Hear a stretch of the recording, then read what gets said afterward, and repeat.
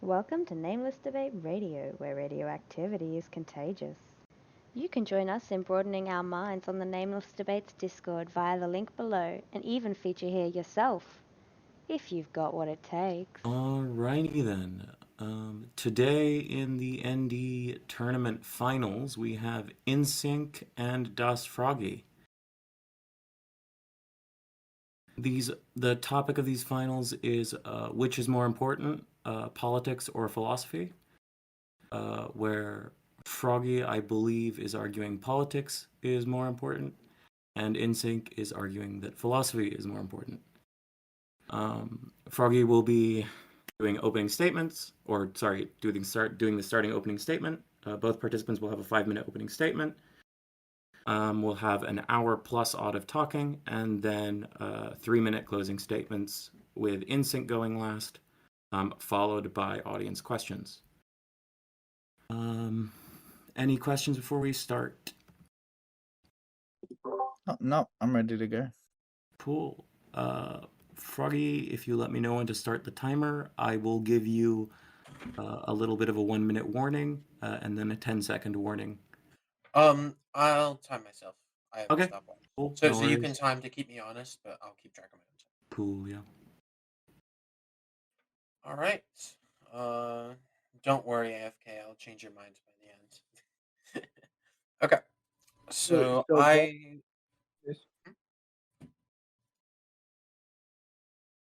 What's up?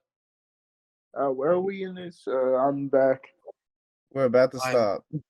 Yep. Okay.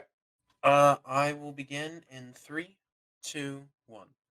I promise that this is relevant to the discussion, but I want to start out by talking about the Trojan War. It's the foundational story for a lot of different myths and stories from the Greek world, but the most relevant to today's discussion is that of the myth of Cassandra. Cassandra was, at least supposedly, cursed by the god Apollo to have foreknowledge of all events. She predicted the fall of Troy and exactly how it would happen, but was unable to do anything about it.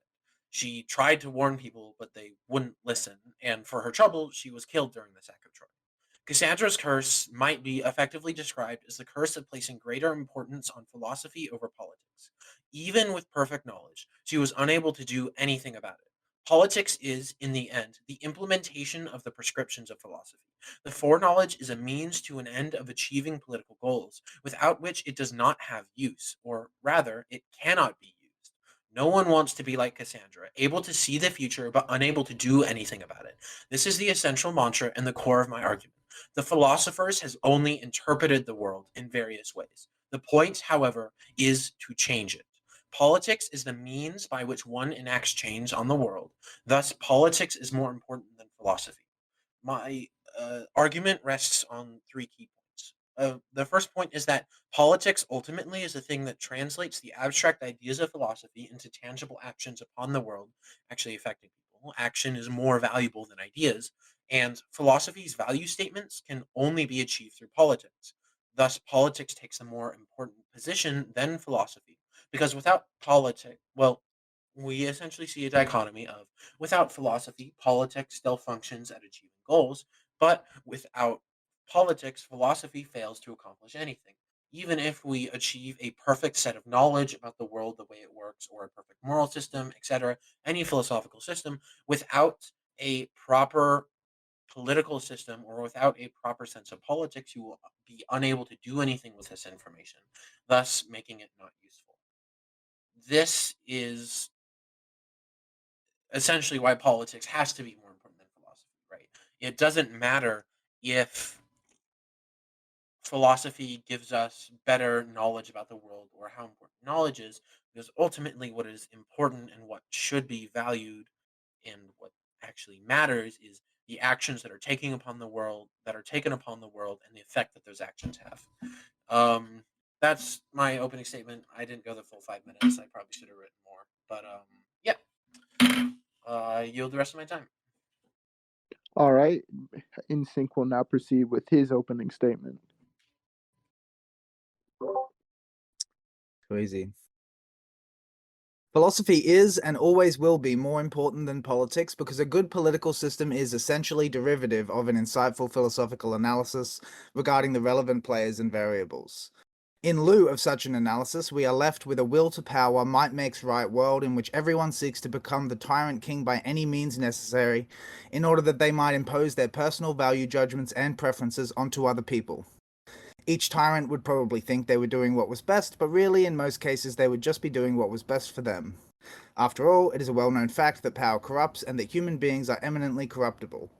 Consequently, the fact that we will eventually end up with an unscrupulous, ruthless, and fickle leader is a practical inevitability in the absence of some political theory, which includes this as a relevant concern and therefore makes provisions to account for this problem among many others. Nothing, except a careful and comprehensive investigation of the true nature of the problem space, will permit the construction of a genuinely adequate social contract or political theory, and such an investigation will, by its very nature, be philosophical. Hence, philosophy stands in a superior relationship to its dependent descendant, politics. It is important that we clarify what the contention means, first by elaborating the definitions of each of the key terms, politics and philosophy, and then by examining a series of related questions about the relative importance of one over the other and nominating a subset of these questions as those which are central to the debate. Providing adequate answers to these questions will then become the focus of my argumentation throughout the duration. Philosophy, literally the love of wisdom, can be defined as the study of fundamental questions about existence, reality, knowledge, and justice, to name but a few, including related concerns such as the nature of the universe and humanity's place within it. Politics, on the other hand, is the process of making decisions that apply to members of a group, especially those concerning negotiations between parties who have power. It refers to the activities associated with the governance of a country or an area and involves the exercise of authority and control through the use of institutions and structures within a society, such as bureaucracy, judiciary, military, and civil society organizations. The debate then concerns which of these two areas of human inquiry and activity is most important. We might therefore be asking about practical importance, psychological significance, or existential value, or any combination therein. One way we might flesh out this question is by clarifying to whom the question is addressed, individuals or humanity at large. The question might be asking us which of the two is more fundamental to the success or well-being of our species. Another way to interpret the query is as asking which of the two we could more easily do without, though for obvious reasons this side alley will be ignored. It is quite plausible that each of the two is impossible in the absence of the other, so perhaps the most relevant question is which is a better vehicle for our highest aspirations as a species. This way, we countenance all three types of importance mentioned and focus on humanity at large. Yet in answer to this question, how could one ever prefer politics over philosophy, given that philosophy is not only deeper and broader in its various contributions to humanity, but what is more, politics is ultimately derivative of and dependent upon philosophy. They are not, strictly speaking, things which could exist in isolation. Like the moon and the sun, however, the light that we see in each comes from the same source. So it is for politics and philosophy, both aspects of existence as such, the study of which belongs strictly to philosophy. Thus, the light we see in each belongs to a source which is, properly speaking, in the domain of just one of them, the other being a kind of emanation.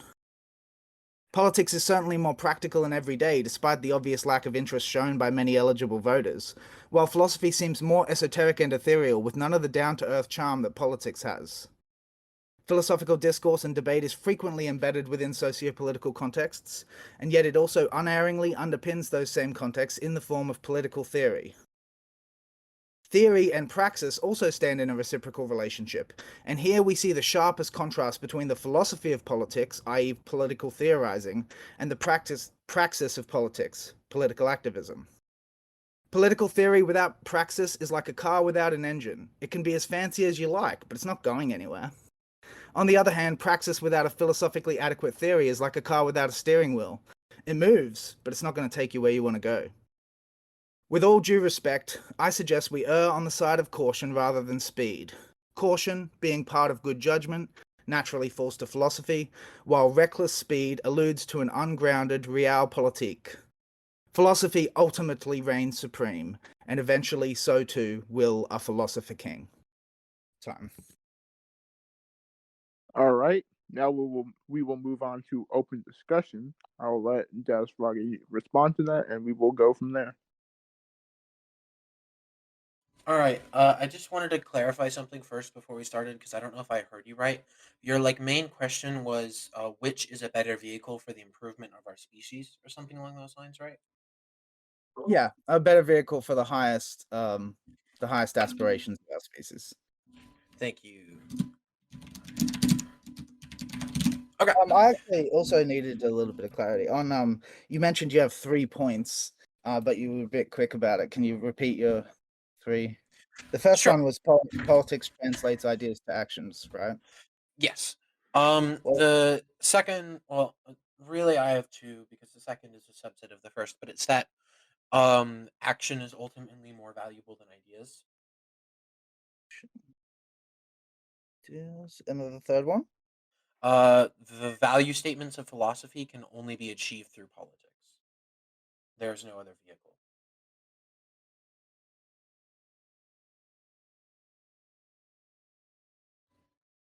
Okay. All right. Did you want to respond to what I said first or? Sure. So your essential thesis is that, as far as I can condense it, is that a political praxis without a political theory leads to a Machiavellian world of tyrant kings. Without a Or philosophically adequate political theory, but yeah. is political theory necessarily philosophical? I think so, yeah. Why is that? I think all theory is necessarily philosophical. Like the definition, yeah, theory is sort of an activity that is philosophical in nature. Sure, but this theory is specifically like you said, like we can't have a car without an engine. This theory is inherently tied to praxis, right? Well, yeah, but like that's like saying that like um once you've got the engine, then you can just throw away the theory, and like for instance, the theory about how the engine functions. Like I Rather, don't. rather, sorry, to cut to the chase, just so that there's not any confusion. I'm challenging the idea that theory would be philosophical rather than political, or Well, political theory. that's the thing. So, like, that's the thing, though, is like this would be special pleading. Only in the realm of politics is theory political, whereas in every domain is theory philosophically. Like, if we examine the theoretical process, the I, process of coming up I, with a theoretical framework for thinking about a certain like area of life or something, that process is a philosophical process. We can identify similarities, even isomorphisms between the practice that's going on when someone's coming up with such a theory and what's going on when people do philosophy. however, I don't think that's the case because then if we argue that simultaneously that theory is necessarily tied to praxis or sorry, political theory is necessarily tied to praxis and that political theory is philosophical, then I think we are just arguing that politics is philosophical. Like we can't separate the two. I mean, politics is obviously in some sense derivative. Yeah, it's like a descendant of philosophy.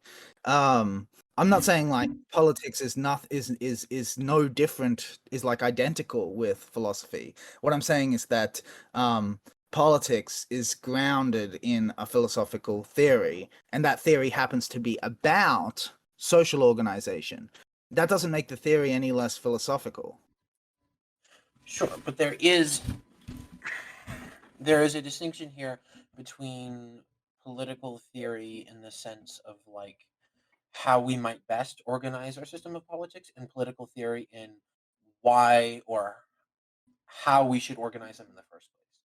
The I don't really agree. And to me, by the way, because you know one of your points is like actions are more valuable and important than ideas. I actually agree with you, and my point of view is that any good philosophy is one that embodies is embodied. Like it has to also be acted out. So to me, like this notion that philosophy is of some different kind to politics because philosophy isn't acted out, it's just ideas or something. I think that's just wrong. I think the best philosophy is acted out, becomes a way of life, and that actually is what ends up being, for instance, a primitive political system is a particular philosophy about the way humans should exist.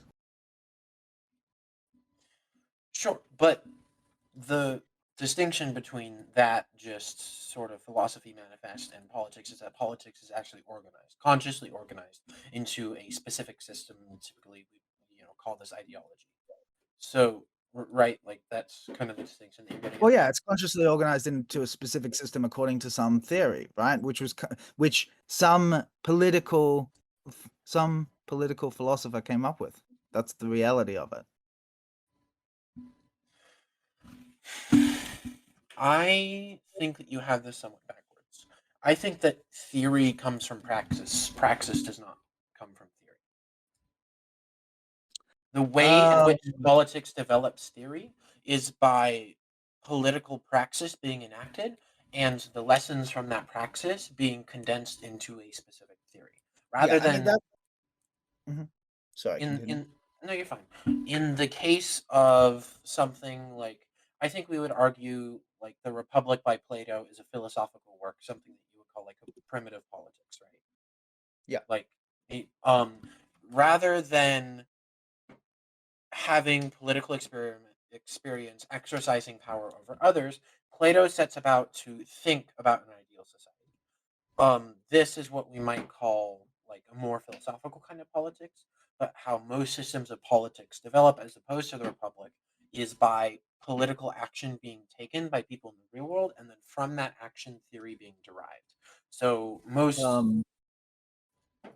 yeah, that doesn't describe the relationship between theory and praxis, though. Like, even if you're saying like this is like a trend in politics specifically, we can see that account is quite implausible actually when we come to like the origins of theory to begin with, right?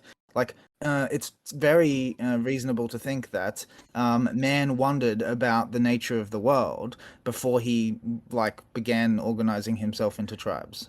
But man could not have wondered about the way that he organized himself into tribes before he did so. The praxis No, but comes that's not the first, and point. the theory derives. The point is that theory is not a word owned by politics, right? Sure, Theory is I'm broader. sorry. I need to be more clear. I mean specifically political theory derives from praxis, not Okay, but I think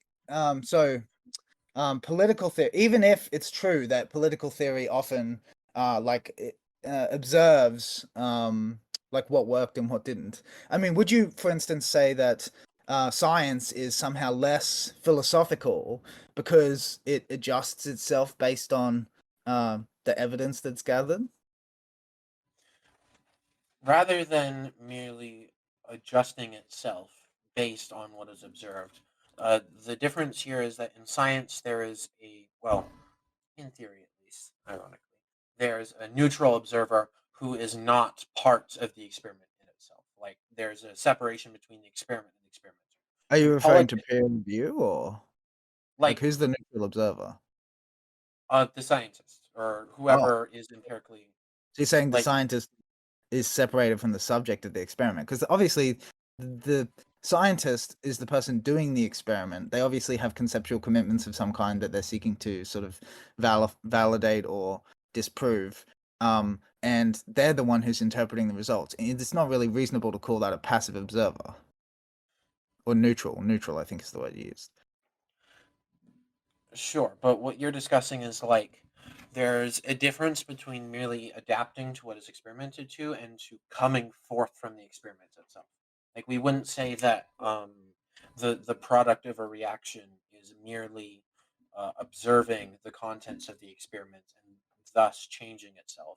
Rather, it is coming from the experiment itself. That is the relationship between. Yeah, I don't really understand this though, because like in the same way, right? It's like you're saying like, well, you don't have political theory until there's like a social organizations to observe so that you can think about that. I mean, yeah, you could equally make the same claim about any kind of phenomenon in the world, right? Like, you can't in a sense, right? The world, like the phenomenon has to be present in some way before you are able to sort of grasp it conceptually, right?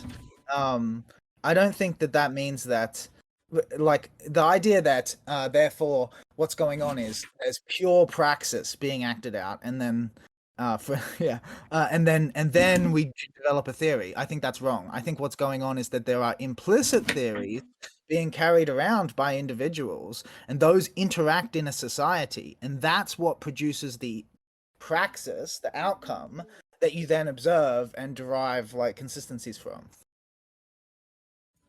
Right, but like this is the distinction that we're getting at. Like we can't separate, like, as you would say, pure praxis or pure theory, because they're inherently tied to each other. There's a difference between this pure praxis and pure theory, between like a sort of implicit and primitive theory that comes from, or political theory that comes just from expressing philosophy. Like these are distinct things. They No, I come don't from really. different processes. I don't think so. I think that the postulation of a theory is the same, regardless of whether it's implicit or explicit.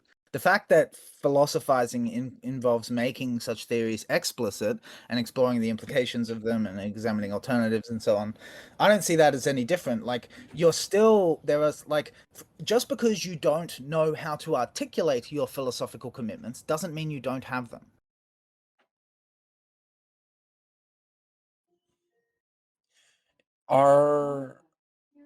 So your definition of philosophy was that it's the fundamental study of the universe, essentially, right? Say again, your mic cuts in and out a bit.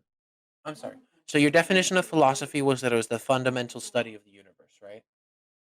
That was part of the definition, yes. Is there like anything that you would consider separate from philosophy? As in like outside of the purview of what it is, like the questions that it Yeah. asks and answers. No, Yeah. not really. And I think that's a fairly standard conception. Like the whole point is any question you can think of is like in a sense like philosophy is like the broadest category of knowledge that we have.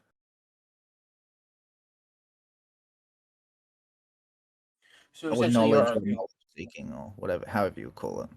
so Investigation. even if we were able to isolate, say, a praxis or a political praxis from a political theory, that praxis would still be philosophical.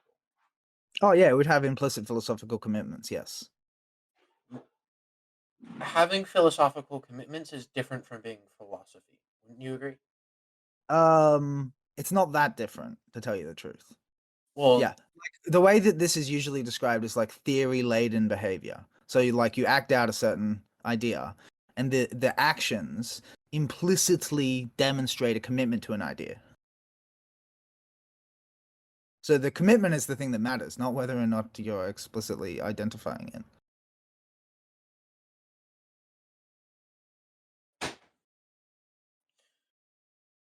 so even completely unorganized, any commitment or any thought could be considered philosophical, or rather, philosophy. Like philosophy doesn't have to be in sort of any organized thought pattern.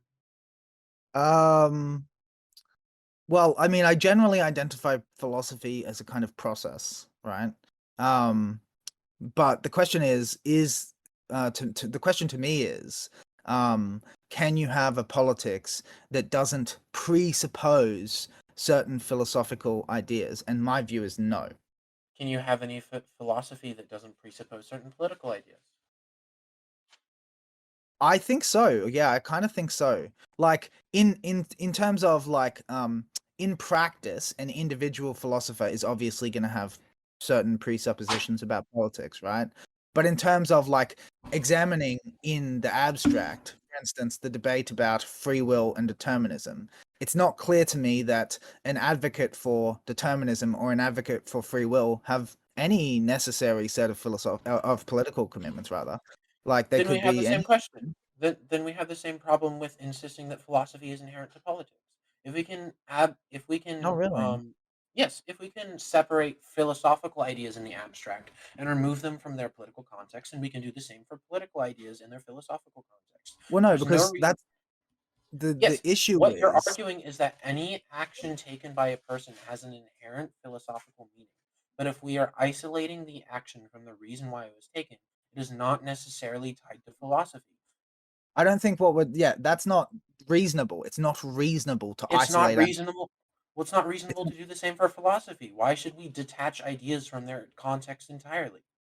Well, that's just standard practice in philosophy. Whether that's reasonable is a separate issue, but I think it is unambiguously unreasonable to detach reasons from actions. Whereas the question of whether, like, political commitments can be disregarded for the purposes of resolving a philosophical debate is much more ambiguous to me and open. This is if we are arguing that philosophy uniquely can be separated from its context, and we have the same problem with special pleading as we did earlier. No, like I said, the thing is that in philosophy, this notion of like isolating it from extraneous variables, that is standard practice. Now, in practice, right? So in terms of, is there ever an individual philosopher who has purely philosophical ideas? No. That's not what you Then asked me. okay, so we agree that there is no circumstance that exists in which philosophy is separated from politics entirely. Yeah, I think I did actually make that clear in the way I qualified the question to begin with. Okay, perfect. So, given that these are necessarily intertwined, it becomes thus irrelevant if politics actually flows from philosophy, because philosophy in some way does indeed also flow from politics. I mean, they stand in a reciprocal relationship. Yes, they I stand in agree. a reciprocal relationship. So then your point about politics necessarily deriving from philosophy falls. No, that doesn't make it false. And in fact, you can have No, something that's it is true, but it is irrelevant because it is equally true for politics. so I don't think it's equally true for politics though. Like the question is the nation of the nature of the relation, right? So we agree they stand in a reciprocal relation, as in they inform one another, right? But one of them is based on precepts that can only be developed in the other. Whereas that reciprocal relation, like the nature of the reciprocity, does not extend to the foundational idea. The nature of the reciprocity is just that they are intertwined, they inform one another. Yeah. And that you can't like have one without the other. They're kind of inseparable in a sense. But that doesn't mean that they're equally derivative of the other. That's not an implication that's entailed.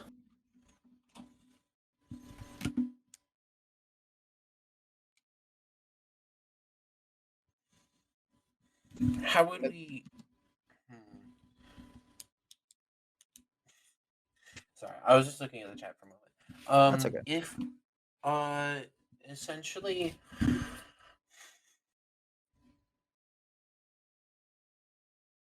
I just want to say if we might be wasting a little bit much time on this. I yeah, assume you have other we've points. I yeah, also have other points, so we've we can gone in just a spend circle a a couple little more minutes trying to wrap it up, and if we can't find a point of agreement, we can just move on. What do you think? bit. Okay. Essentially, my problem is this: is that I don't agree with your idea that to any extent either idea can be separated from each other. So we either end up in a world where, Yeah, I'm not suggesting that either of them can be separated at but all. this makes the That's extent almost irrelevant. the extent of dependency. No, I wouldn't think so. If we cannot change the relationship that they're in and they are dependent to some degree, to argue that one is more important because it's more one Foundational. is less, yeah, because it's more foundational, is like missing the point, because I the like yeah. How come- politics. So if they are foundational to each other at all, then we cannot get a hypothetical world where there's only philosophy or only politics, and like So the that's way the in thing which is I'm not saying that I politics understand that you're is not saying. foundational to philosophy. That's not a I claim I'm would making. argue I would argue that it was. I'm sorry. To be Yeah, clear. I think that's just wrong. I think that philosophy like is in some sense prior, like even like I said, even just in a picture of the world of like evolution of humans or whatever, like humans were wondering about the world before they started organizing into societies. Humans were organized in societies literally since they evolved. Yes, of Politics course. and organization comes far before philosophy. We were organized into societies before we had the mental capacity to think about philosophical questions. Philosophy begins in wonder. You don't need to be able to formally articulate a philosophical idea in order to be Can a badger engaged be a philosopher? I don't see why not. Well, sorry, yeah. I assume you have house cats, or people who have house cats. In my opinion, I don't know what else a cat is doing all day apart from thinking about shit. Like, it doesn't do it fucking sleeps all day, just lays there. If you are arguing okay, I think that it is uncharitable to the motion or to the idea of the debate to argue that just merely thinking is philosophizing. Because then we're not Yeah, I didn't say merely thinking, not thinking, wondering about the world. That's a commonly accepted definition of philosophy. Philosophy begins in wonder. Plato said that. But it ends at wonder too? Like anything that is wonder encompasses philosophy? No, what? Sorry. To wonder is to search for, is to think what could be the reason for something being the case, right? Okay. Yeah. That wondering what the reason is that's philosophy. You're asking yourself a question. Wonder is the reason wonder is the reason why one reaches towards philosophy, right? I don't say that again. Wonder is the reason why one reaches for philosophy. Yeah. Yes. Okay. Yes. So Yeah, and I think it's uncontroversial that animals can wonder at the way the world is, but I think it is controversial to insist that a house I don't. cat is a philosopher. I really don't think so, but it's not really. That to me, that's too far off the main points of the debate. I think it's perfectly demonstrative of the overall clash of that the idea that cats are philosophers versus like an actual practical implementation of No, that. so wait a minute. I didn't say cats are philosophers. I Sorry, said cats can be. Sorry. yeah, I said it's Yeah. plausible to me that a cat could be engaging in philosophical thought. Yeah, which is quite different to cats are philosophers. But anyway, I really don't think that's actually emblematic of the dispute. The dispute comes down to, again, it's a question of which is more important, and to me, the notion of it being foundational, although I do think that's a strong point, is one among many points, and I'm happy to move on to some of the other ones. Sure, let's move on to something else. I did just quickly, before we get too far away from your opening statement, I thought that the Cassandra's myth thing was a misguided analogy, because as we've already established at this point, we need not, and in fact cannot, choose. We don't get to choose one or the other. That's not how the world works. However, So, we can prioritize one over the other. No, we certainly can prioritize one, but it's not prioritization to the exclusion of the other, which is what the myth suggests. The myth suggests not necessarily that, because, well, okay, not to get lost in random Greek myths, but she did get one person to listen to her, and he saved his dad. But the point being, okay, that well, yeah. I mean, I don't. Yeah, I'm just saying, the way. Sorry, the way you were portraying the myth made it seem like it was one to the exclusion of the other, and since I don't think that's a reasonable frame, I don't think it's a good analogy. I think it's a perfectly apt analogy, because to focus on philosophy excludes politics much more than focusing on politics excludes philosophy. How does that make the analogy apt? That's that's an unrelated assertion in my mind. The analogy is apt because it describes the process of what happens when you prioritize philosophy. To the complete exclusion not to the complete exclusion, but to the fact of neglect. It need not be that Cassandra literally has no politics; is that her politics were ineffective because they were not given enough attention. Okay. So if we're just talking about to the point of prioritizing one to the point of of neglecting the other one, again, that's not a reasonable analogy because we need not choose.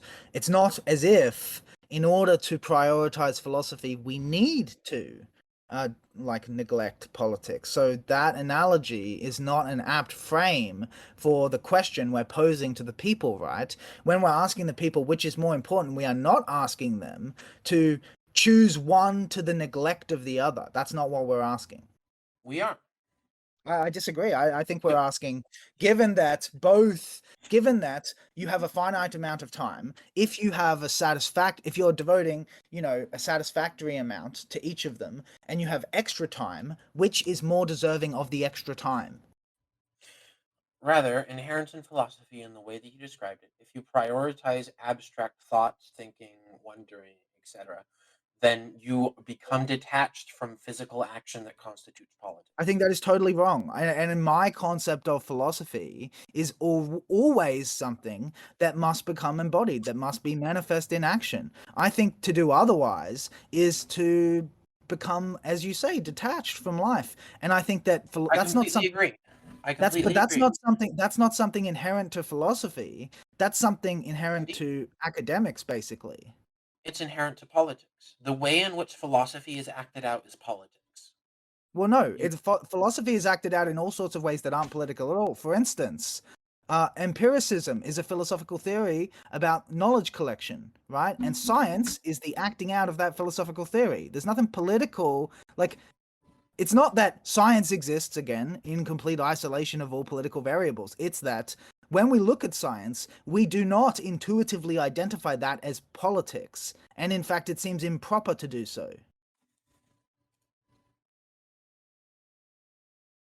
So the idea that this is the only way in which philosophy is acted out is patently false. it is the only way in which philosophy is acted out in regards to social structures, of which, Yeah. I given mean, that our that's not. question, okay, given that our Yeah, main that's to me question is, at that point okay, we've reached a truism, basically. I, I mean, we've reached a truism already with the everything, almost everything we can think about the world is philosophy. Well, that's Or again, that's not a truism so much as a description of the way the category system that human beings use works, right? yes, I'm not. that's I'm not. exactly what I'm doing with describing politics in this way. And given that our Okay, main yeah, sure, question, which you posed to the debate, sure. is which is a better vehicle for the highest aspiration of our species. I think that, given we're a social species, that Well, no, highest sorry. aspiration. What I meant, sorry. Okay, yeah, sorry. You're right. It is a truism in the same way. The problem is that when you move from, politics is the only way that philosophy is realized to politics is the only way that philosophy is realized with respect to social structure, at that point, your original claim has been fucking demolished. Like, the claim you've now adjusted to is nothing like the original claim. The claim that I've adjusted to is exactly the claim, or rather, the question that is supposed by the main question that you asked at the debate, which is a better vehicle for the highest aspirations of our species.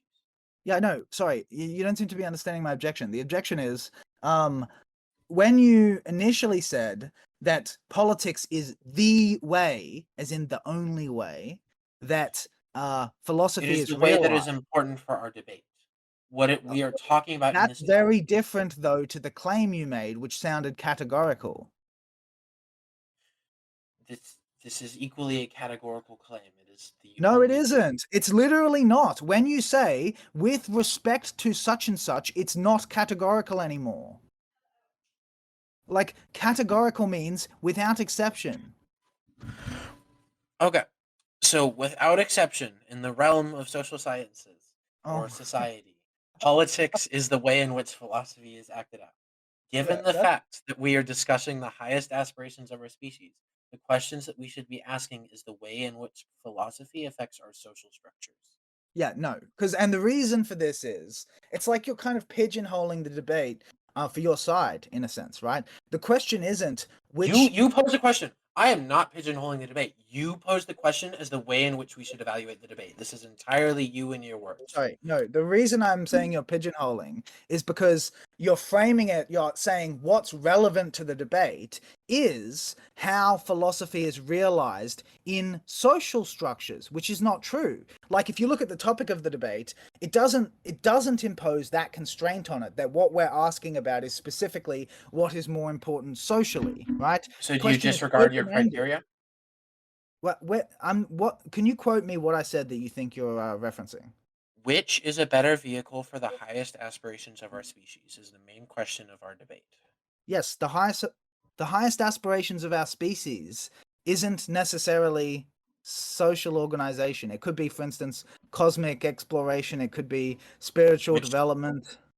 I mean, these are Like, to all me, things that either exist through social organizations or require social so organizations. yes, but the point is that the focus is the highest aspiration part is not an ideal social organization. That's almost in a sense like prerequisite.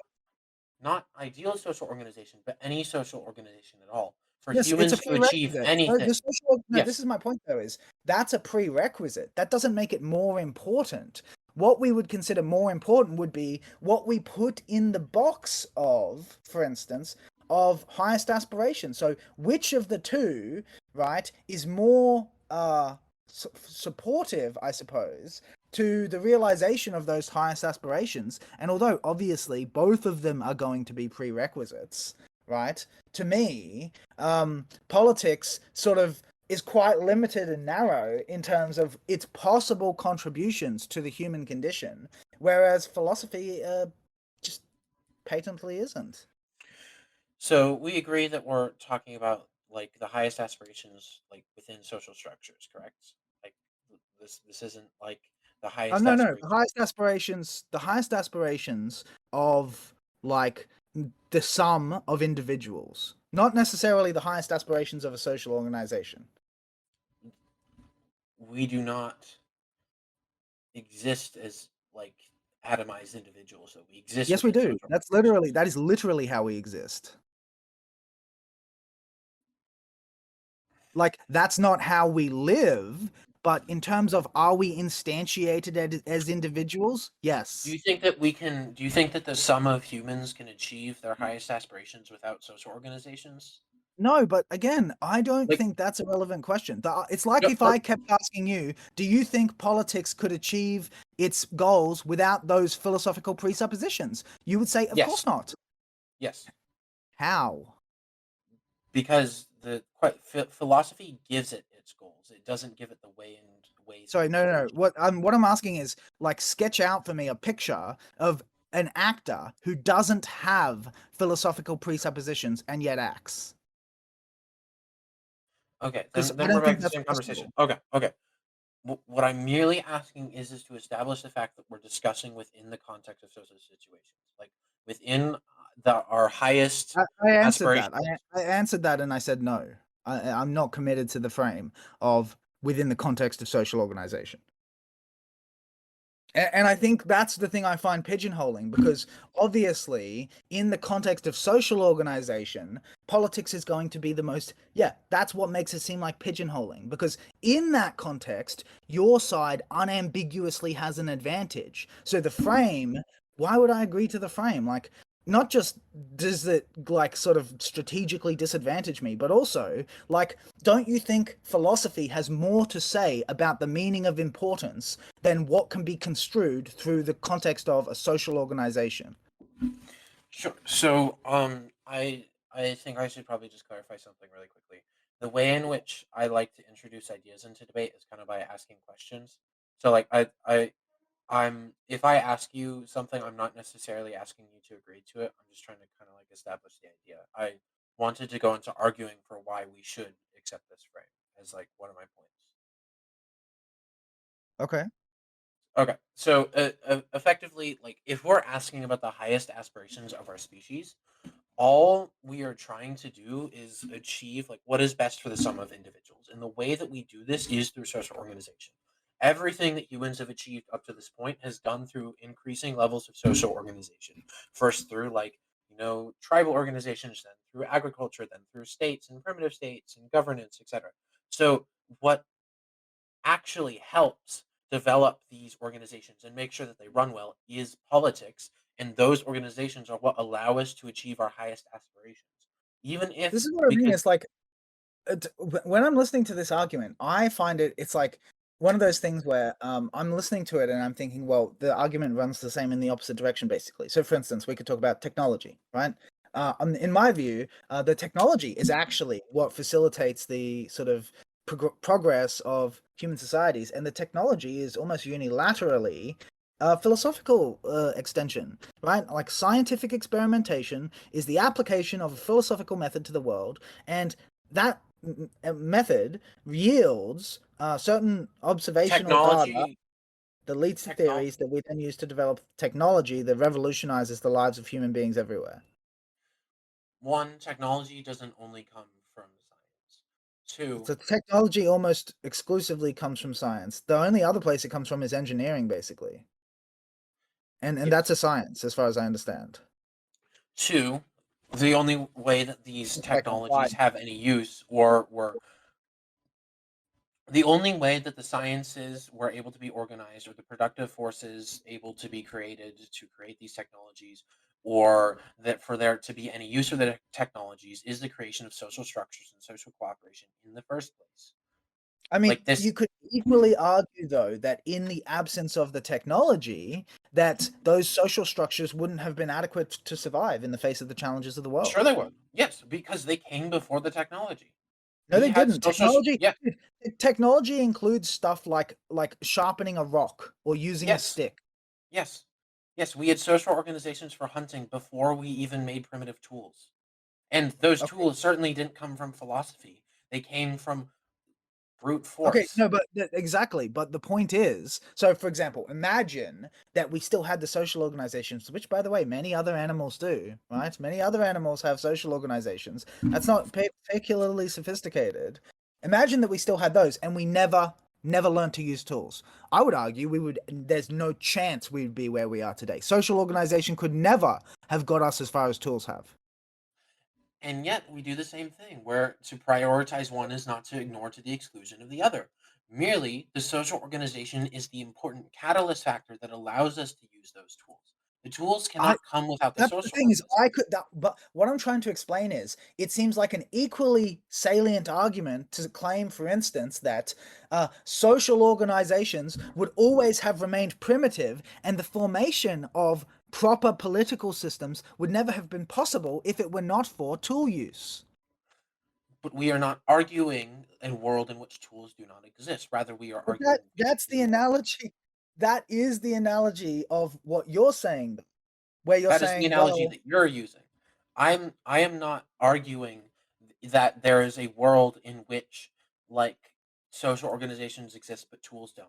no, I am what you're saying saying that is that in what you're saying order, is yes, what you're saying is that that the social organizations are what is responsible for humans being where they are, right? Like that's the primarily, critical factor.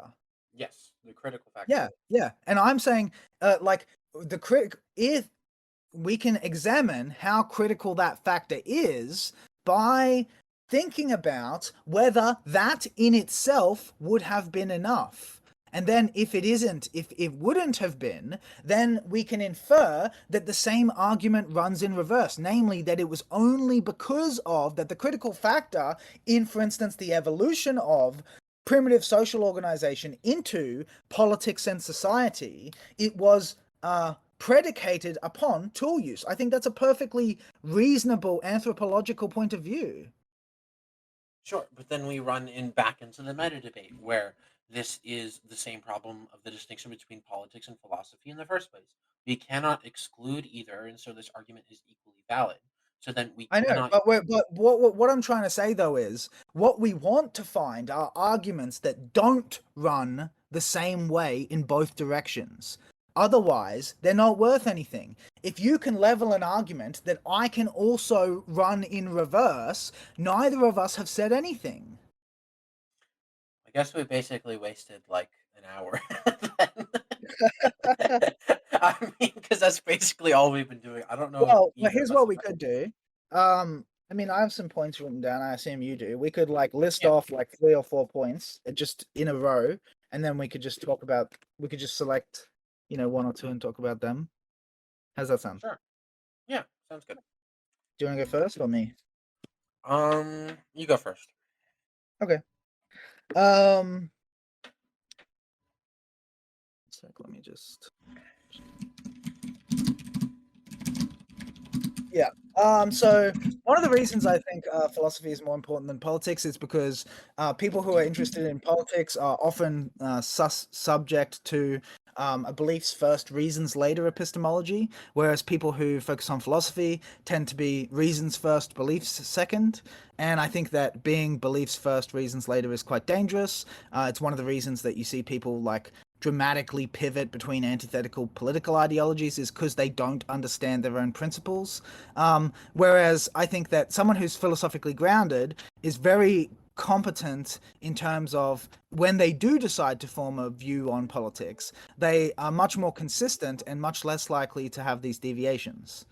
Let's see. Oh yeah, and I'll just do two, I guess. Politics is generally an optics game that focuses on polarizing the public in favor of your team. It is a fickle frame game focused on winning in the perception of the public, not on truth, justice, or even on promoting positive social change. Philosophy, on the other hand, encourages us to hear both sides and to understand the other. Philosophy is about critical thinking, openness to others' perspectives, and genuine discourse, while politics focuses on the vindication of one side of the coin to the detriment of the other.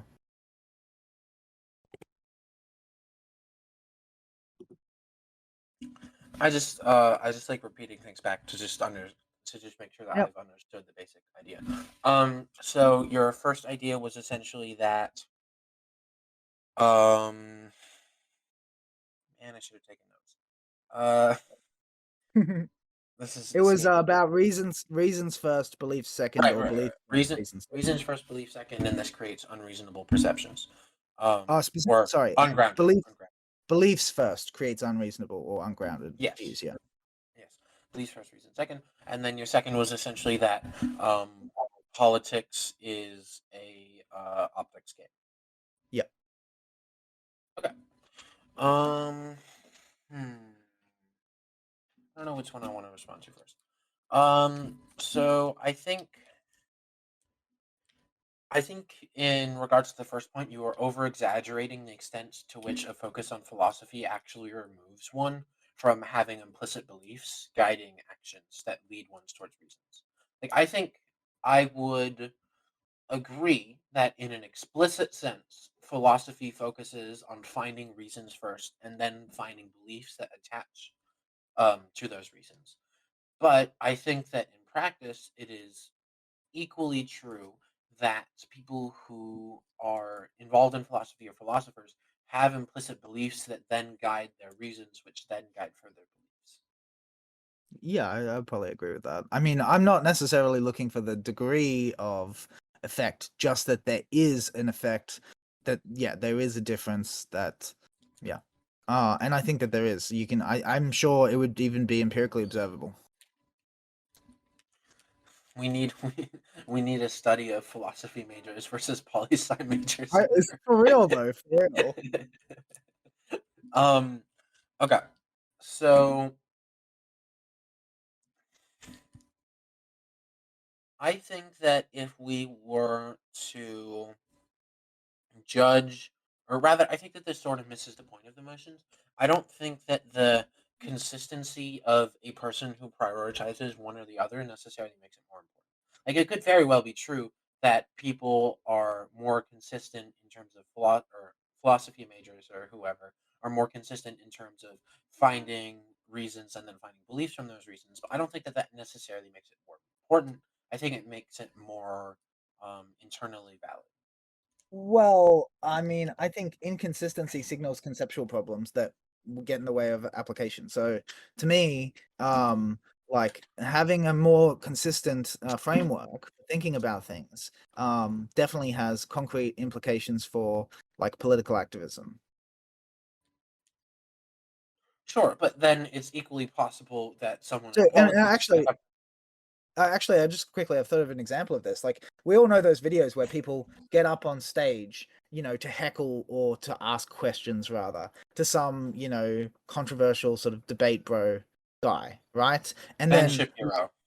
Yeah, or Ben Shapiro or someone of his ilk, right? And then you see that because the person doesn't understand their own ideas very well, they get humiliated publicly. Like they essentially, the person who's on stage usually gets them to sort of tie themselves in a knot and then laughs at them, right? And that actually detriments the cause they're trying to advocate for because they've gone and made it look stupid. Yes, this is the act of politics. Well, yeah, but I'm Rather saying, than I'm saying that someone who's philosophically trained is much less likely to be able to be humiliated like that. For sure, but example, I don't think Ben Shapiro is or any of the other debate bros are particular or of his specific variety are particularly focused on philosophy. I think that they are focused almost entirely on politics, and they are simply better well, yeah. at rhetorics than their opponents. Oh, yeah, but my point is that the consistency. It's about the question is what are the practical implications of the consistency um, consideration, right? And I'm saying that being inconsistent lets people do that to you. Yeah, which Sure. obviously But it's is true. entirely possible both that you could be consistent and still be rhetorically humiliated, or that you could be Yeah. consistent and still win rhetorically. This Well, is not obviously, like yes, but obviously, but why would you give the other person easy avenues of attack? Like, why would you give your political opponents an easy? Yeah, to me, it's like it just seems foolish to put yourself in a position where your advocacy might backfire on the cause. sure. But the reason why the advocacy is important at all is because the cause is important. We have to remain grounded Well, as yes, to but that's the like whole point. certainly. Is if in fact the cause is important, then surely being philosophically informed on the cause is important. But we must not lose sight of the thing that is important in the first place, which is the cause. The Well, actual yes, action but is the no, goal. yeah, I agree with The that. philosophy is a means to an end.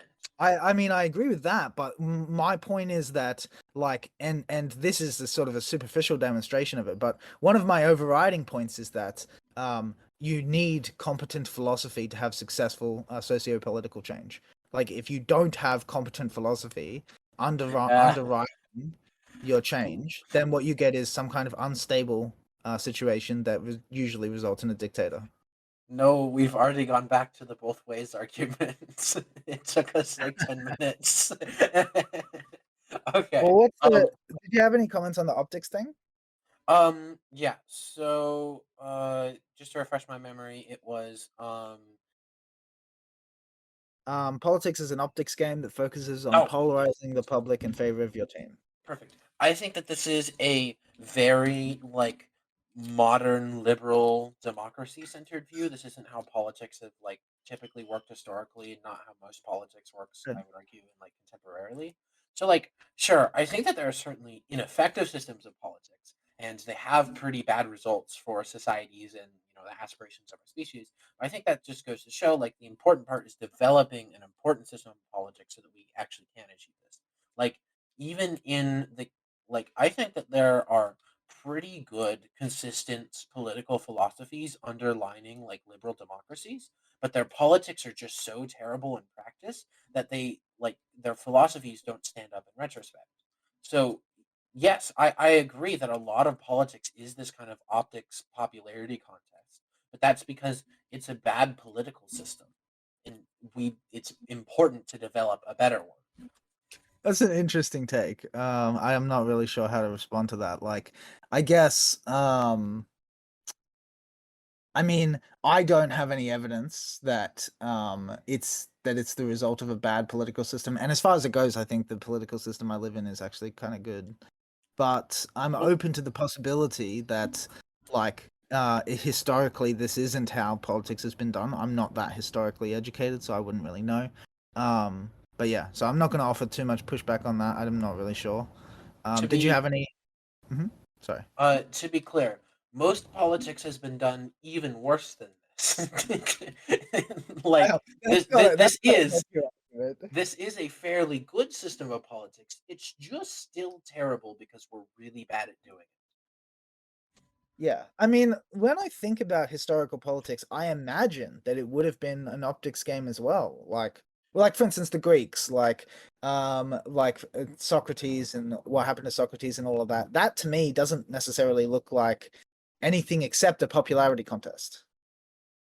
Sure. So most politics historically has been through the exercise of coercion. So popularity has effectively, or is effectively rather, like sometimes a means to an end to obtain coercive force.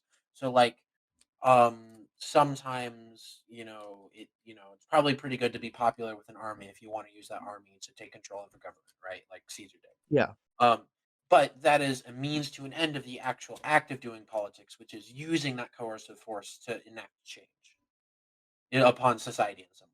So, like, um, politics in this sense, even in like Western liberal democracies, the popularity contest is a means to an end to get votes, to get elected, to obtain the coercive force of the state apparatus to enact, I don't know, a sales tax on cigarettes. Like Well, the you stakes, the ended stakes are different. you ended on a mild. You ended somewhere mild, but honestly, the rhetoric about the popularity contest just being a means to an end to seize the coercive control necessary to enact your views, that rhetoric makes me feel really nervous, actually. Like, that way of framing politics, I think, yeah, is one of the reasons I generally don't engage in it, is that it gives me vibes of might makes right. Like, whoever's in power decides what is correct, and But like that's it or just, not, that's how it works. well, look, I understand that that's how it works. The question is, how should it work, right? That's usually what Is there polit- is there political any other way for it to asking. work? I mean, I'm partial to the idea of a philosopher king, but before we get into that, did you have any points of your own to Sure. So I mean, the kind of ironically relating to the philosopher king, part of your intro was effectively that like if we had a political practice without philosophy, we'd end up in a world of like no, I'm not doing this. I'm not doing that argument. That can just go both ways again. I'm okay. I thought it through for like 30 seconds. Okay. So effectively your argument was that like to prevent the idea or to prevent like this might make right idea, we need better philosophy to like guide Yeah, politics. yes, And we that need, this makes it more important because it is the guiding force. yeah. And in fact, like, so for example, like, the corruption thing, which I did talk about a bit, I think, in the opening statement. That Yeah. to me is that's a critical element. And so, like, for instance, one of the things I like about the philosopher king suggestion is that he's reluctant to rule. To me, that seems like a yeah. I don't even know how to express it. Like, that seems like a smart move to select someone who doesn't even want the office if what you're trying to do is minimize the probability that they're going to be corrupt. Hmm. For example. And I think being philosophically informed is definitely, like, makes for a better ruler in general. I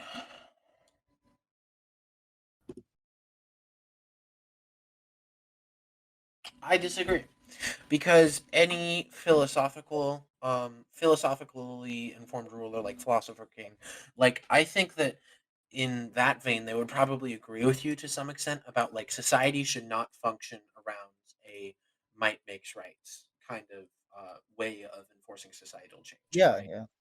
Right. But the problem is that either one, we don't get societal change because as far as I have seen historically or even contemporarily or just thinking about it, I don't know if there is a way to enact massive societal change without real coercive force of some degree. And Well, no, secondly, it's not. The question isn't whether we can do it without coercive force, because I don't think that's entailed by the philosopher king proposal. Yeah, rather, I think that it's a question of whether the coercive force is considered the final arbiter of goodness, as in, like, what just is enacted, right? Like, if the leader is sort of like appealing to or deriving their, like, what I suppose, what they're enacting. Like, they're deriving their justification from what they're enacting, from something sort of transcendent to the political system, right? Then I think we're on much firmer territory in terms of the might makes right thing. But we might still end up with a situation where the philosopher king uses the apparatus of the state to enforce certain regulations or whatever by force. sure, but I don't think that the if something being better justified does not make it more effective, and Well, that no, but is it gets us away. It gets us away from might makes right, though. That's the point. but might makes right is incredibly effective at what it does. Well, no, might makes right is a character. Sorry, might makes right is a characterization of how to think about morality. Right? Might makes right isn't a Oh, theory about action. I'm I'm sorry. I see the distinction. I'm more used to might makes right as like an idiom than as like a concrete phrase. Okay, okay, yeah. No, Yeah. Okay. I'm more thinking of the view that what constitutes rightness is whatever is decided by the political elite. I see. Political. Okay, that makes sense. Okay. So what I'm hmm I think that or not I think a system of politics though still needs someone who is more focused on I'm trying to figure out how to phrase this. Effectively, a political system has to be run with someone with an eye for politics. Like all politics, even under a system of philosopher kings, is going to involve concessions. It's going to involve coercive force. It's going to involve might. So, regardless of the justification for the actions, what is actually important is that the actions get done in the first place. Because while certainly, there are situations in which, without proper justifications, we might end up having bad actions taken. What we should prioritize in the end is actions being taken at all, or are Oh, good I definitely don't justifications. agree with that. Action for action's sake is a dangerous idea. Wait, 2 minutes? I thought we were doing like an hour and a half. Yeah, I think he means so on my timer as well. It's about 4 minutes until we have to do closing statements because Oh, we start. Wait, no, wait. Let me that's- think. No, wait. It should be. We started at 10 past. If we're doing an hour and a half, 10 past. Yeah, no, that should be 15 minutes, shouldn't it? yeah. Yeah, should be 15 minutes.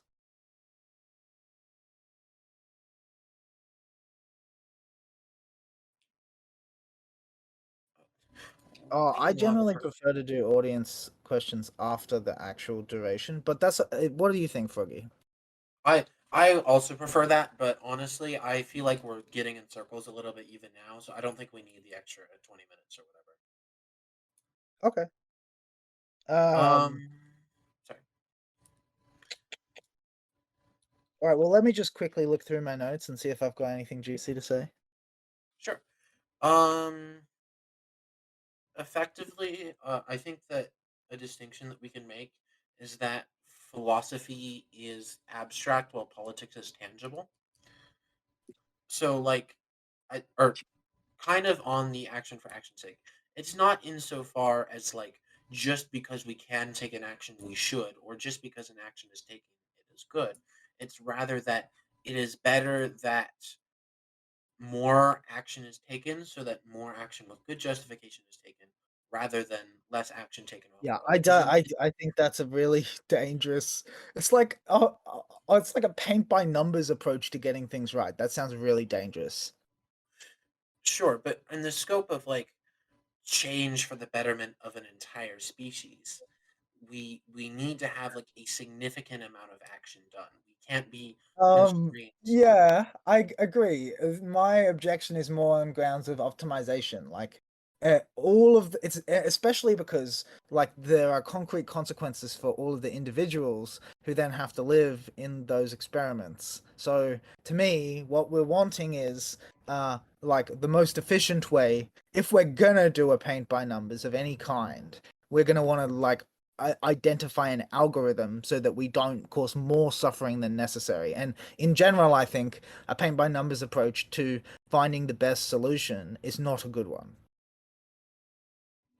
Like that's it's essentially like brute force. Like it's just not the best. It's not elegant at all. Sure, but at least in the context of the present and near future, we Hmm.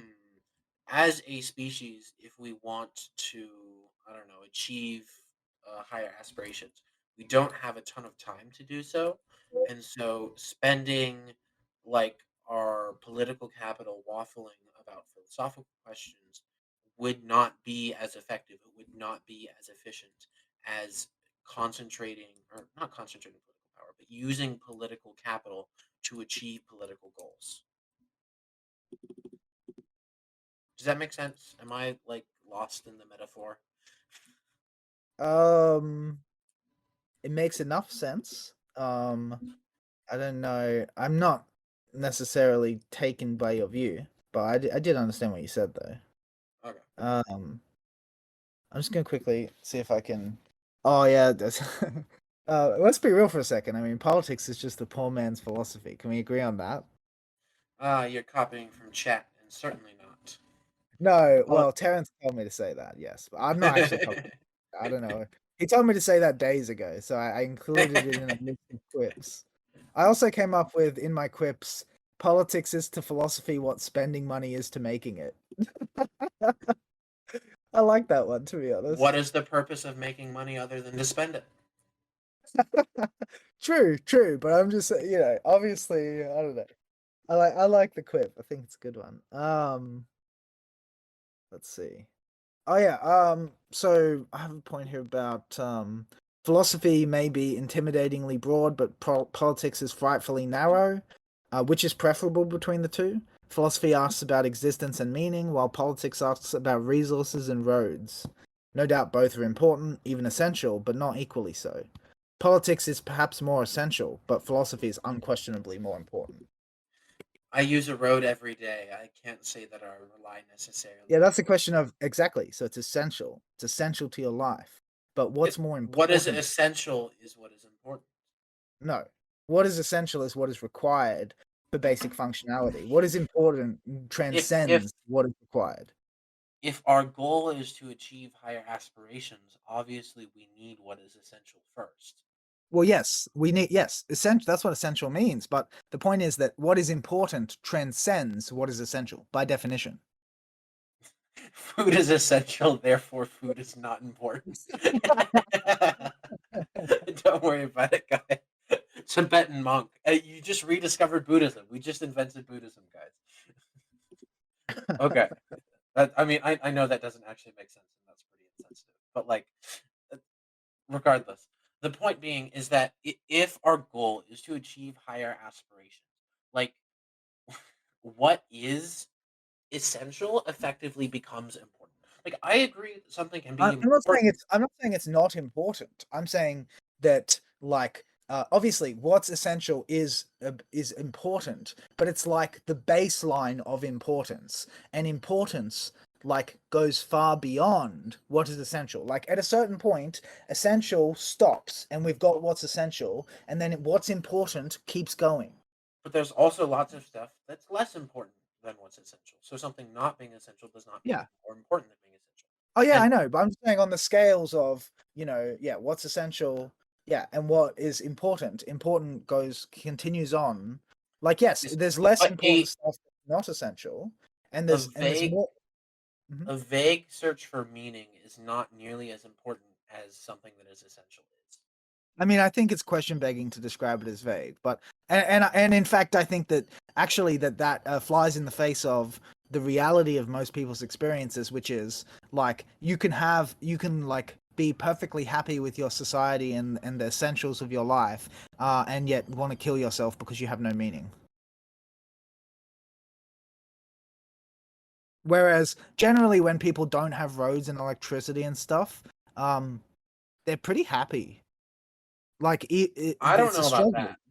No. I mean, actually, this is like a well-known anthropological phenomenon that when you go over into countries where people don't have much, that they seem much happier with what they do have. Okay, I'm gonna let this point run its natural course, and then we're gonna move on to closing. Yeah. Okay. Effectively, the higher aspirations of our species, I assume, it's not happiness in poverty, but rather happiness in material success. Oh well, no. I think that the highest aspiration of our species shouldn't be material elevation. It should be psychological development and spiritual elevation. Sure, And but meaning of life. presumably, we want that to be as indefinite as possible, and in order to achieve any sort of indefinite status, we need to significantly improve the material condition of our species as to prevent. I'm not saying like that shouldn't be a goal. I'm saying that's not the most important goal though. In which Yeah. case, we end up with the same dichotomy of philosophy and politics, because the means by which we, or rather, the reasons by which, how do I explain this? Goal is not the goal is the happiness itself, and the ways in which we achieve that goal are the material betterment of our species. And effectively, we have the same disagreement as we do over philosophy and politics. Yep. Do you want to give your closing statement then? Yeah, for sure. Let me pull that up. Actually, I kind of want to see if I can do this from memory, so let me not pull that up.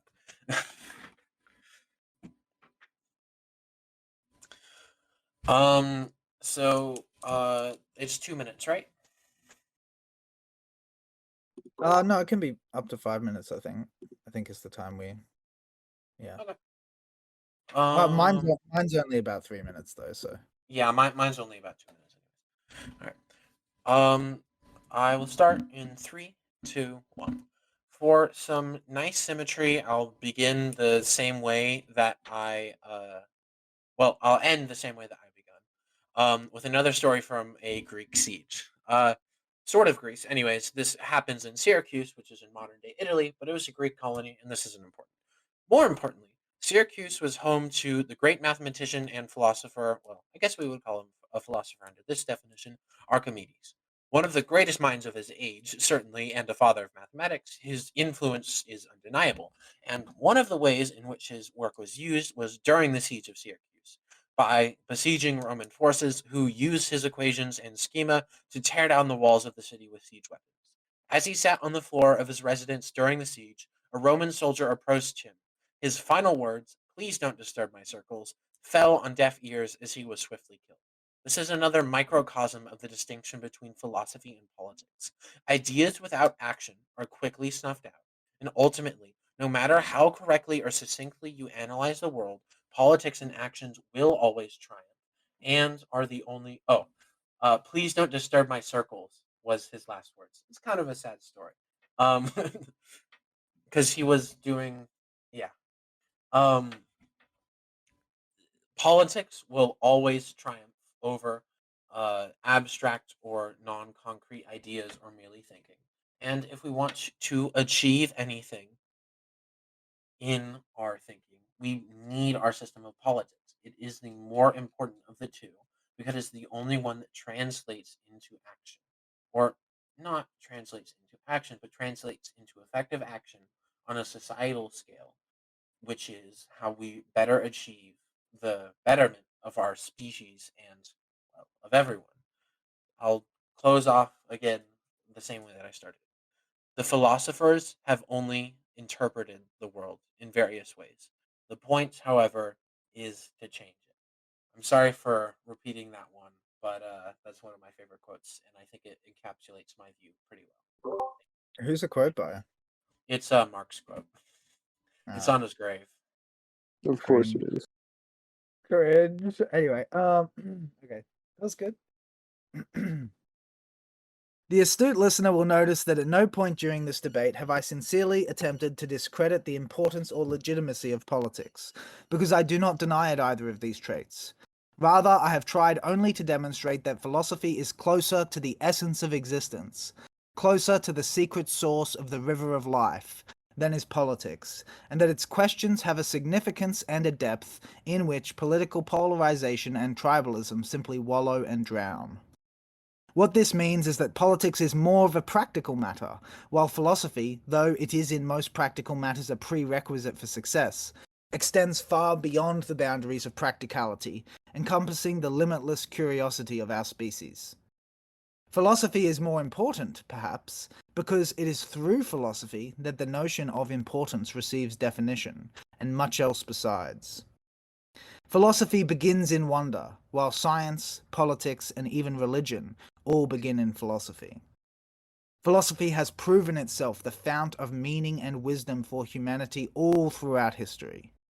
Politics, on the other hand, is an arrogant upstart, an offshoot of the sacred flower which imagines itself the cure for all man's ills. Philosophy cuts to the heart of questions of such existential, psychological, and spiritual significance that a comparison with politics is a paltry one at best, and a grave display of disrespect at worst. It is like asking which is more important, our ancestors or our friends.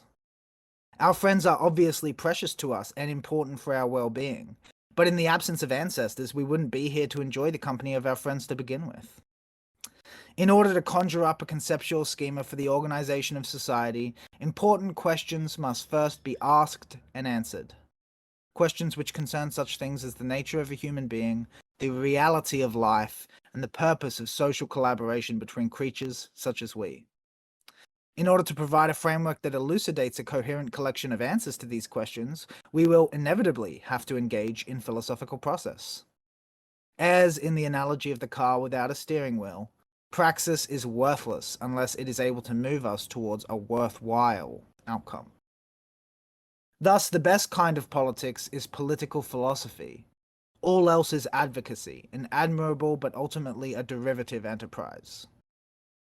At bottom, political theorizing, an activity that is essentially philosophical in nature, always precedes the praxis, which is the natural outgrowth and end product of politics. This analysis positions politics as downstream from philosophy in a crucial way, one which suggests that philosophy is of greater significance because a wrong philosophical move has dire implications for any political structure which is later born from that misguided theory. In other words, competent philosophy is required for successful and sustainable socio-political organization. Consequently, I cannot see how any can maintain, in the face of the arguments and points I have thus far presented, a steadfast support for the superior importance of politics. Without philosophical considerations on morality and ethics, on the nature of man and the nature of justice, and so many more besides, how can politics even hope to get off the ground? The answer is that it cannot. It is entirely dependent upon the conceptual resources of philosophy, from the seed to the stalk to the flower and the fruit. In short, politics is in debt to philosophy, and it is a debt which can never be paid. Time.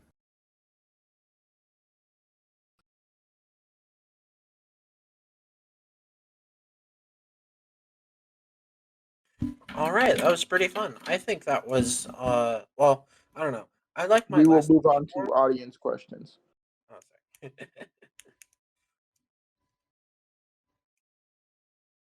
So if anyone wants to ask a question, you can raise your hand and we will put you on stage.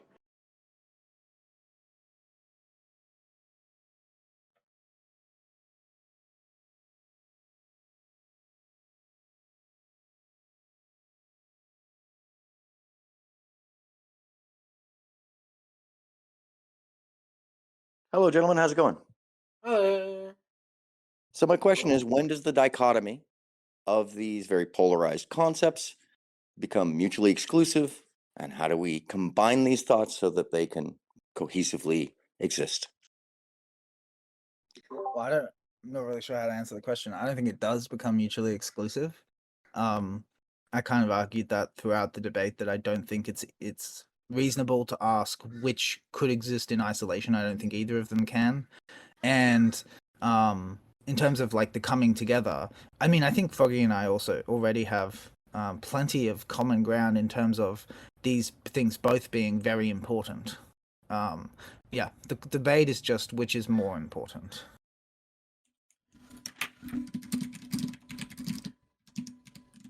I think my question may be, let me clarify. Why, in the end, does either of these become more important? Because what I didn't hear in the debate was an actual mutual exclusivity. I heard a lot of couching within the concepts of each other. So my question is, when does the dichotomy, when does the comparative become a mutual exclusive that actually makes them mutually exclusive? That's my point. Is when did I they don't even actually become segmented? When are they not connected? I don't even understand. The notion of one being more important than the other doesn't require a notion of mutual exclusivity. I don't think. Well, I think. I think Okay. it is mutually exclusive. The idea is that one is more important than the other. The other is mutually exclusive with the idea that other is more important than the one. I don't think those can be reconciled. Oh, well, I I mean, I think. think No, no. if that's I what he think. means, Oh, wait. Um, sorry. I think what he was trying to ask was when does the arguments for uh, politics and being more important and philosophy being more important, when do those not become uh, usable onto each other? Well, that's I quite. I'm still not really understanding. Like the idea, for instance, of the arguments going one way only is a criteria I imposed in the middle of the debate. So I've already sort of said we should be looking for arguments that exclusively apply to one or the other. As far as like, um, I don't know. So like as far as Froggy's interpretation of like the exclusivity of the notions that politics is the most important and philosophy is the most important. I don't think that never needs to be made explicit. Um, because that's like by definition, if one is more important, the other can't be. That's how priority works. So yeah, I just can't wrap my mind around what you're asking because like to me, the thing we're debating, which is more important, politics or philosophy, right? Um, if politics is more important, that doesn't mean like to the exclusion of philosophy, and similarly, if philosophy is more important, so I guess I don't know what you're asking about when you're asking about mutual exclusivity. All right. If anyone else wants to ask a question, we are all ears.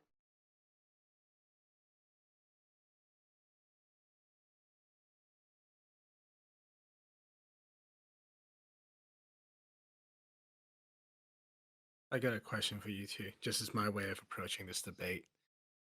If you had to recommend to a totally generic person who has just enough basic philosophy and politics to understand, um, to study 101 philosophy or politics, which do you think they should study first? Definitely philosophy. Froggy?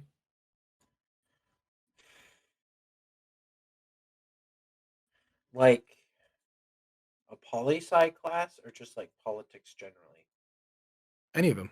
They're coming out of high school. I mean, I would recommend just reading instead of taking college courses in this regard. But like, Just say they have to pick one or the other, right? We're yeah, just trying to get a decision situation here. You gotta I make a think choice. I think that probably politics is more immediately important, especially for someone who is just coming of age. Like I understand Instinct's point about like needing reasons before we can get to beliefs. But I think by the Right? time you're, 16 or 17, you probably have some pretty good like implicit precepts about the world or like moral axioms, Mhm. even if they're not explicit. Um, that's still enough to form a political system around that, or not even form a political system, but just understand politics without it being baseless. Fair enough. Insync. Thoughts? Sorry, there's birds cawing in the background. Could you repeat that for like 5 seconds, Froggy? Sure. Basically, by the time someone is 16 or 17, um, like they already have enough implicit philosophical precepts that forming a political system or a political beliefs are as more immediately practical to their situation than studying philosophy because they already have enough reasons to form like a political system. Yeah, that I think would set them up to do, for instance, like the what's that meme Julius loves about that guy? You know, The like today I am 16-year-old and on the internet. yeah, I exactly. think I think Makes that happens when you are fundamentally ungrounded from any like first principles. And I think that you can get um first principles through life experience without having to study philosophy. Yeah, I think the point though is that first principles can sometimes, depending on what they are, and how strongly you hold them, can equally support different political ideologies. And also, generally people don't derive first principles or anything like that. Usually what they derive are like certain beliefs about the nature of the world, right? Not like the world must be this way because, we go down to first principles. They don't do that. It's more like an analysis of the seemings.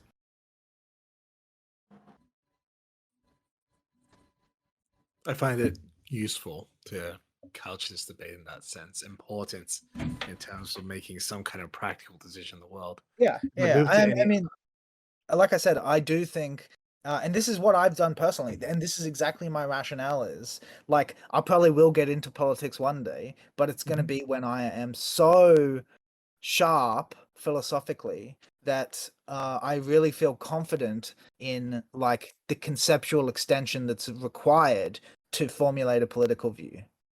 Yeah, so your first steps are therefore philosophy, then politics second. And Froggy, Yeah. you're the opposite strategy, I think. It sounds like you do a study of politics Or initially, and then maybe he does them at the same time or something. I don't know. I guess you I mean, could, yeah.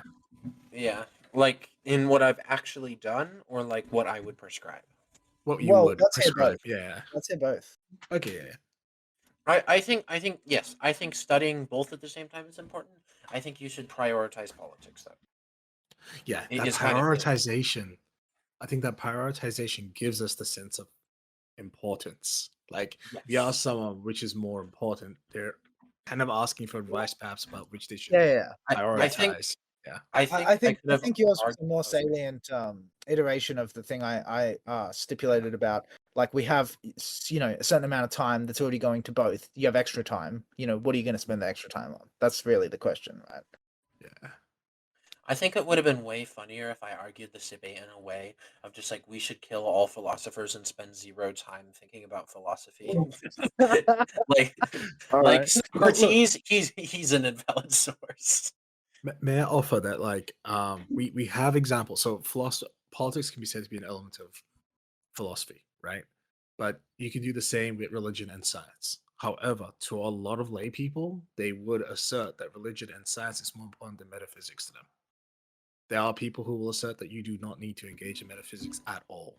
Well, this is kind of out of the scope of questioning, so No, I'll let. sorry, it's illustrative is what I'm going for. I'm not saying that these are to discuss this right now. I mean to say that religion, politics and philosophy can sit in a relation such that one could be said to be contingent upon the other, and yet this says not much about importance. Someone may that's like the ordering or what depends on what isn't really telling us importance. Prioritization, though, tells us about what is important. For example, consider the question: you are both now statesmen. You are to direct funding to public universities, right? When you do so, you are eventually put into a situation where one of these is going to be more funded than the other. Which is more important?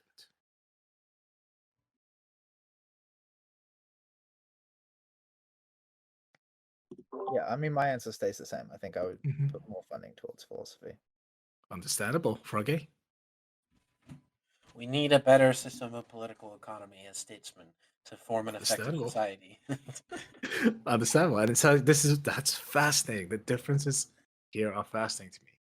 Because we are talking about practical ramifications. In fact, the funding of public universities is a real decision that gets made, right? It's an actual decision. Kids coming out of high school really do make decisions on what element of the humanities they're studying first because they can't study it all at once. They don't have the time and money. So the question of which is more important is actually real, is actually a practical decision made by human beings. And yeah, I would have loved to have seen this debate maybe address this a bit more, address a bit more of the actual practice of this thing. All right, is that all? Switch Drift had a question. Sorry, I'll read out I Switch was Drift's question. asking specifically for you. Oh no, I'm happy for them to meander on that. That's about it. I'll let it be. All right. We're gonna read a question off from Switch Drift. Uh, question: is it being taken for granted that philosophical training influences people to make good faith arguments, perhaps relating to the idea of noble philosopher king or tyrannical political elite? And is it possible that someone with philosophical training can instead be better able to hide flaws and biases in their argumentation? Sorry, I'm not good at pronouncing that word. I think what we. Oh, sorry. You can go first. No, you go.